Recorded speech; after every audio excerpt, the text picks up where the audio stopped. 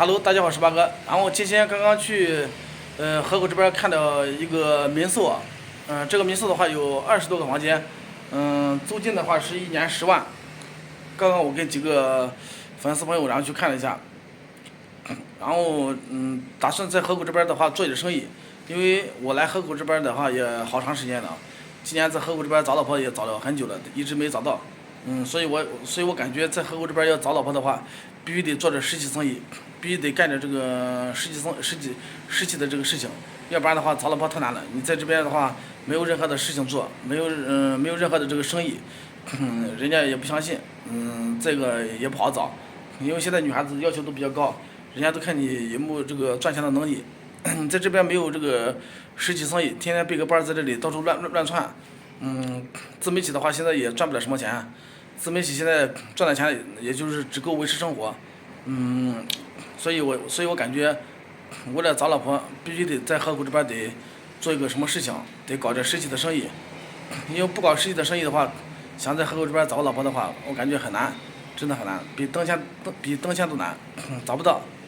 因为你在这里什么事情都没有的，别人不相信。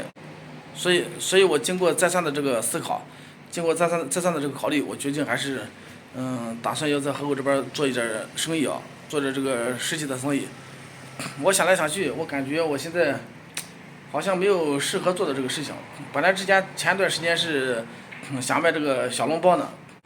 后来又跟这个朋友在这说想卖这个饺子呢，但是现在具体做什么，还没有做最后的决定。刚刚在这边聊了一下，商量了一下，我觉得做一个民宿，做一个青年旅社的话，应该是最靠谱的一个事情。应该是最能赚钱的一个事情，因为现在来河口这边找老婆的这个粉丝朋友也比较多，很多人来这边找老婆的话，他就必须得需要住宿，住宿的话，有的人来的时间长的话，有可能在这边租房子，来的时间短的话，肯定就要住旅馆、住宾馆、住酒店。河口这边住酒店的话，肯定就比较贵的，住宾馆的话，一般的宾馆也得在50块钱左右。过来找老婆的这哥们儿，经济实力也都不怎么强。大部分人也都是农村出身，也都没什么这个经济实力啊，都是打工的，挣钱也都不容易。过来的话肯定就要住最便宜的，省钱嘛。因为找老婆的话，你在这里你没有任何的收入，你在这边的话，肯定就是想的是要节约成本。所以我想来想去，我就打算搞一个民宿，或者是搞一个青年旅社，然后把这个价格的话搞低一点。搞经济实惠一点，每个床位，或者是每个房间，价格的话在20到30块钱，然后一天，这个现在河口这边过来旅游的人也比较多，过来这边玩的人也比较多，我感觉以后的话，这个住宿的这个生意应该会越来越好，所以我觉得搞这个民宿或者青年旅社的话，应该是可以赚钱的，应该不会赔钱。所以想来想去，我感觉跟这个朋友搞这个青年旅社或者是民宿的话，还是应该是能赚钱的，应该不会亏。现在目前的话，就是这样想的。因为刚刚跟他们几个在这边聊了一下，他们都说搞民宿的话，应该是可以赚钱的。因为现在随着这个中越边贸生意的这个繁荣，这个中国跟越南的这个人员交流越来越频繁，还有这个物流，各方面的这个经济往来，也是越来越繁荣。还有过去越南旅游的，还有大量的越南人来中国旅游的，过去这边找老婆的，在这边冬天过来过冬的，所以来这边的人应该会是越来越多，所以他们几个感觉搞这个住宿生意的话，应该是能赚钱的。应该是赔不了的，所以接下来的话，有可能就准备搞一下这个住宿行业的这个生意。大家觉得这个事情能不能做？大家觉得这个事情会不会稳赚不赔？现在目前的话，就是看了一下这个房间的租金是1年10万，1年10万的话，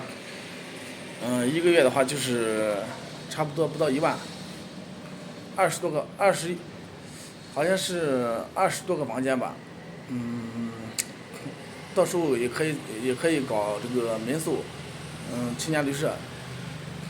到时候也可以搞一下餐饮，然后卖一下这个小笼包或者水饺，也可以弄出来一个房间，然后让大家学习越南语，或者是再搞一下别的饮食餐饮的。现在我也不知道该怎么说，突然这说着我也不知道该怎么去讲了。反正今天去看了一下那个房间啊，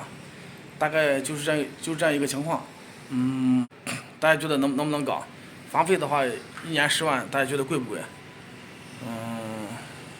一个楼好像是1层楼好像是11个房间，两层楼的话应该就是22个房间，好像是22个房间。大家觉得是搞这个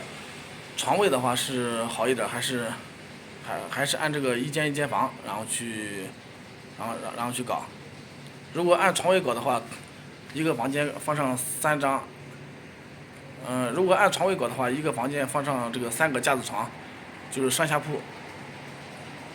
如果不按床位搞的话，就是按房间。按房间的话，一个房间1030块，不知道能不能赚钱。反正我想的是，就是把这个价格然后搞便宜点，然后大家过来的话可以到这边来住。到时候既可以搞这个住宿，也可以搞这个餐饮，然后就吃饭住宿然后一起搞。但是就是目前的话就是，我是没有多少这个实力的，就看其他的这个大哥粉丝，看人家是搞不搞。如果我旁边这几个大哥粉丝他们愿意搞的话，有可能最近这1-2个月就会开始搞。如果他们不搞的话，可能就要再等一段时间。现在到底搞不搞，就是看这几个大哥是怎么说的。等一下我跟他们再聊。刚刚跟他们去看了一下这个房间，然后刚刚看回来，在这商量着有差不多半小时，都是感觉还是可以做的。目前的话就是想把这个餐饮跟住宿然后一起搞。租金的话，我感觉10万是有一点贵。反正我觉得在河口这边的话，应该是可以做的，因为我分析了一下这个大的趋势，以后的话这个中越物流、中越贸易，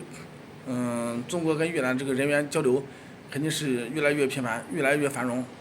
经济越来越繁荣。到时候越南人来中国的旅游的很多，中国去越南旅游的也很多。大家到河口这块的话，都要在这边吃饭住宿。还有来这边过冬的，冬天来这边养老的，还有过来找老婆的，这些人都是需要在河口住宿的。所以我觉得这个生意的话应该不会赔钱。大家觉得我说的有没有道理？好，今天的视频就给大家聊到这里。